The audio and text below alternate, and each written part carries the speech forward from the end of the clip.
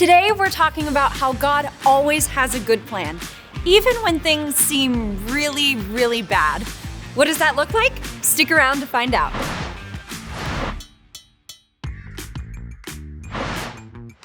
Hi, I'm Riley. Let's play a game. I like to play games. Okay. We're gonna do the Whisper Challenge. I like to whisper too.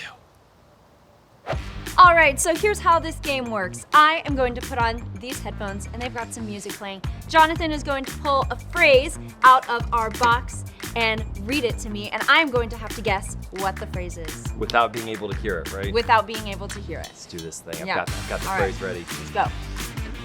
Wow, that music is loud. Can you hear me? I like this song. Yeah. Wanna help me steal a giraffe? What happened to Shrek? Wanna help me steal a One giraffe? helping hand. Wanna help me steal a giraffe? Wanna help me steal a treat. Wanna help me steal a giraffe? Wanna help me steal a graph. Giraffe. Giraffe. Giraffe. Giraffe? Wanna help me steal a giraffe? That's it. Music's really good. Friendly insects? Frankincense? No. Friendly insects eat pink pineapples. A big bag of booty? Pineapple. Friendly insects eat me always. Friendly insects. Friendly yes. insects eat Eat me, pink. eat Pink. pea, eat pea. Pink pineapples. Pineapples. Pink pine. Friendly insects eat Friendly pink insects eat pink pineapples. Yes. I thought you were saying some very bad words that we No. could not say in MecKidz, but I I was realized not. that was not the case. Okay, are you ready? Are we ready? Okay. Galatians 6:9. Gration. Galatians 6:9. Galatians 6:9. Is this another giraffe? Galatians 6:9. Rations. Is that that's not even a word. Nope. Galatians 6:9. Galatians Galatians 6:9. says hi. 9. 9. Galatians 6:9. Galatians 6:9. Galatians 6:9. Galatians 6:9 is our memory verse. What? Yeah! It's like we planned it. What? No way. All right, we're gonna pass it over to William for our memory verse. Memorize it. Hey, this month's Memorize It comes from Galatians chapter 6, verse 9 in the Bible. Let's memorize it.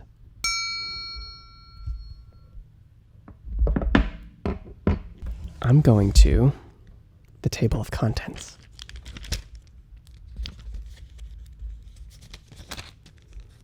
In my Bible, Galatians is page 1412.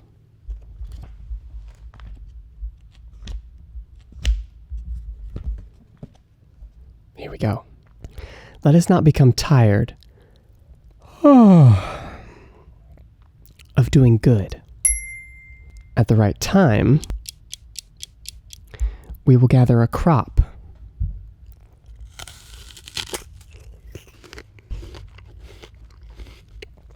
If we don't give up. That's Galatians chapter 6, verse 9 in the Bible. Now, memorize it. Welcome to Story Lab. This week we're talking about grit, while we take a look at the story of someone whose life went from bad to good, fast enough to make your head spin. Oh, and there's this. Here goes.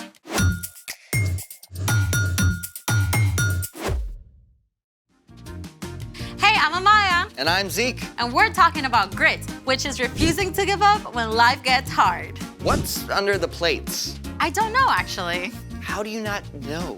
Well, today's story includes a mysterious dream with food. So, mystery food challenge. Oh, this is great. Those plates could be filled with all sorts of awesome, weird flavored gummies.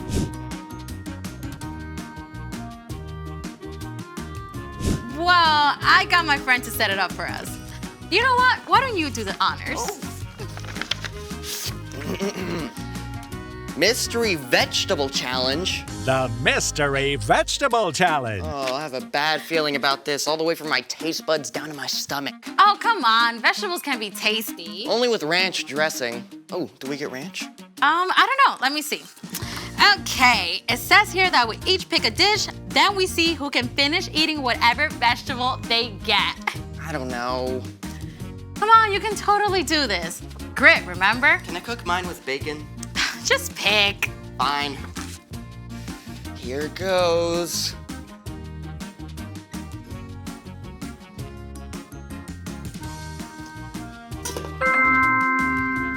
Ooh, that's a lot of carrots. Yeah, I'm definitely gonna beat you. You don't even know what your veggie is yet. Yeah, but I like vegetables. They're good for you. Just pick. All right.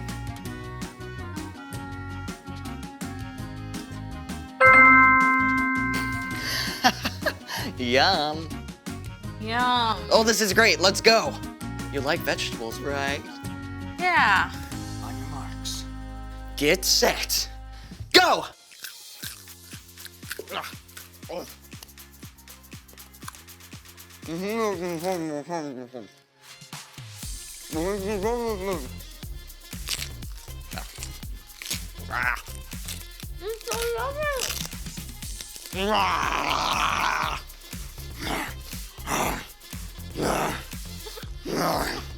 I'm gonna beat you. Oh, I won! I'm the carrot master. And I think it's time for... The story before the story. Today, we're in the very first book of the Old Testament, Genesis. God created the whole amazing world, but people turned away and broke their relationship with God. Still, God had a plan. God called Abraham and Sarah and promised to bless the whole world through their family line. One of Abraham's great-grandkids, Joseph, was sold into slavery in Egypt by his own brothers and then thrown in prison even though he done nothing wrong. But even there, God was with him, and Joseph didn't give up. That's where our story starts. Take it away, Brian. Hey everyone! Well, we are at the bottom of the roller coaster in Joseph's life. Let's find out if it gets any better. During his time in prison, Joseph had interpreted the dream of Pharaoh's drink taster and asked the man to put in a good word for him, you remember? But the drink taster forgot until 2 years later when Pharaoh called his advisors together. I had 2 dreams last night. Who can tell me what they mean? No one could help Pharaoh until the drink taster, finally remembered Joseph.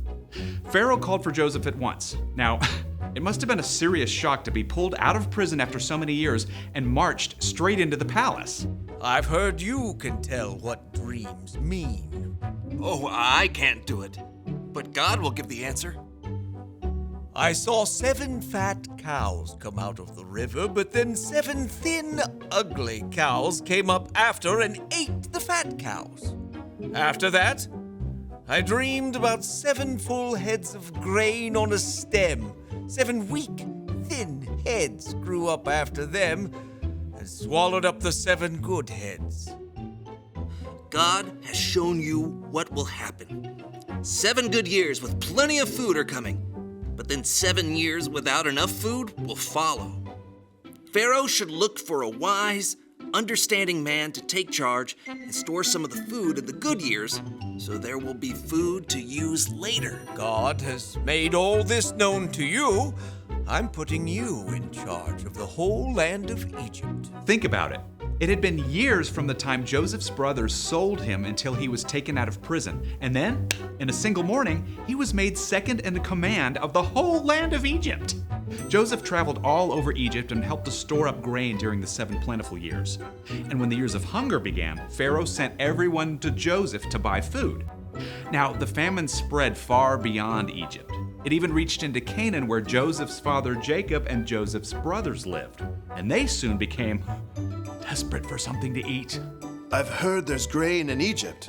Go buy some for us so we won't die. Jacob would not let his youngest son, Benjamin, go. But the older 10 brothers made the long journey to Egypt and came before Joseph. Joseph's brothers bowed down to him, just as Joseph had dreamed about so long before. We've come to buy grain. We're hungry. Joseph recognized them, but they did not know who he was, so Joseph decided to test them. You're spies! No, we were 12 brothers, sons of one man in the land of Canaan. Our youngest brother is now with our father, and one brother is gone. Joseph continued to test his brothers. He ordered them to leave Simeon behind, return home, and come back with Benjamin as proof of their innocence. Joseph had their sacks filled with grain and sent them away. Along the way, the brothers discovered that their money had been returned. When they arrived home, they showed Jacob the grain and told him everything that had happened. We have to take Benjamin back with us. Joseph is gone. Simeon is gone. I won't let you take Benjamin. At first, Jacob refused to let Benjamin go, but soon, all the grain brought from Egypt was gone. Go back. Buy us a little more food. The man warned us we can't return without Benjamin. I promise to keep him safe. All right, but take gifts along. Take twice the money. May God cause this man to show you mercy. Once again, the brothers made the long trek to Egypt, this time with Benjamin. When they arrived, Joseph ordered that the brothers be taken to his own house, where a special meal was prepared. Is your father still living? He is alive and well. When Joseph heard that his father was still alive and saw his younger brother Benjamin, he was so moved, he left the room and wept. Then a short time later, at last, Joseph told his brothers who he was. I am your brother Joseph, the one you sold into Egypt. But don't be angry with yourselves. God sent me ahead of you to save many lives. Then Joseph hugged his brothers and wept. He forgave them.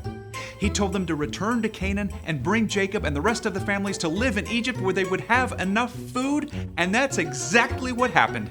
Joseph's entire family packed up and traveled to Egypt. Joseph finally saw his father Jacob again. The whole family settled in a place called Goshen and had enough to eat through the rest of the famine. The end. That is epic. I mean, Joseph's brothers did something terrible. Yeah, but God flipped it upside down. God made sure that Joseph was in the right place at the right time with the power to save his whole family. Yeah, that's right. Jacob's family actually became the Israelites. And remember, God promised to bless the whole world through them. In fact, hundreds of years later, Jesus was born into Jacob's family line. Through the life and death and resurrection of Jesus, every single one of us can be forgiven. Phew. So, what's our part in the story? Well, Joseph held on through some difficult times, right? But all those hard pieces ended up leading to something amazing. So we can look at how God worked in Joseph's story and trust that God is at work in our lives too. Oh yeah, absolutely. God is big enough and amazing enough to take something that seems awful and still work out a good ending. Like if you have to move away from your friends. Or maybe you get sick right before a big trip you've been super excited about. God can see the bigger story, even if we can't. God knows how things will be made right in the end. Yeah, we might just have to wait a little longer than we like. You know what? I think you two got it. See you next time. So here's the thing. Hold on, because there's a bigger story, and that can give you grit. You really don't have to finish that. Oh, you bet I am, because the bigger story for this broccoli is sauteed with some bacon. Well, we can't finish without finding out what's in the last dish. Oh, go for it.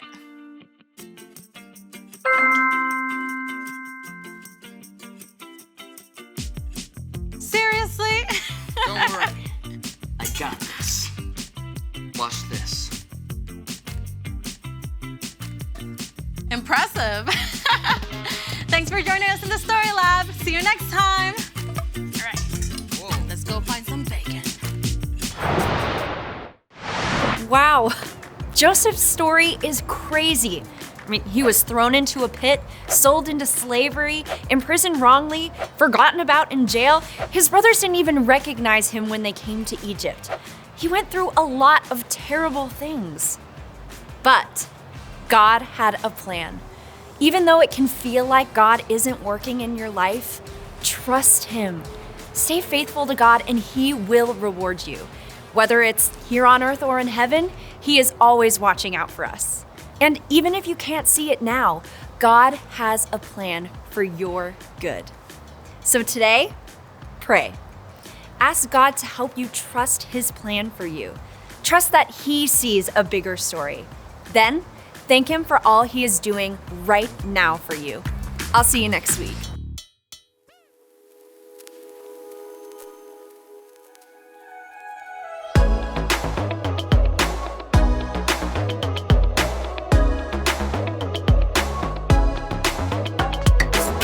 I've got a reason to keep believing through whatever comes my way. 'Cause I put my hope and trust in the only one who's faithful every day. In the darkest night, you are by my side. I'm never alone because I know I can always trust you. I can always trust you. Every day and every moment, my future, yeah, you hold it. I know it. I can always trust you. I can always trust. I can always trust. I can always trust you. I can always trust. I've got a Savior who will always walk me through whatever comes my way. 'Cause I put my hope and trust in the only one who's faithful every day. In the darkest night, you are by my side. I'm never alone because I know